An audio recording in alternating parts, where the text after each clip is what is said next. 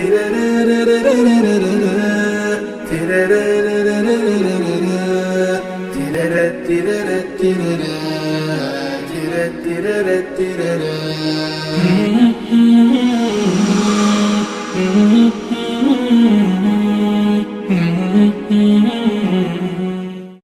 الله الرحمن الرحیم.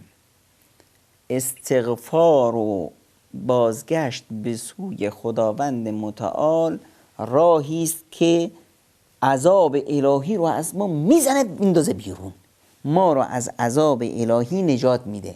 و ما کان الله معذبهم و هم یستغفرون.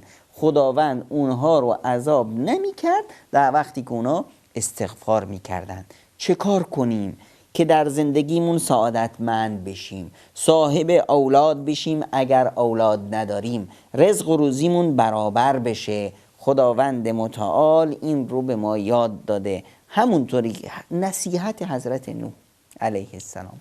حضرت نوح چی میگفت؟ فقلت استغفروا ربکم، ای مردم به سوی خدا بازگردید و استغفار کنید، از خدا بخواهید که از شما بگذره. انه کان غفارا، خداوند بخشاینده است، خداوند درگذر کننده است.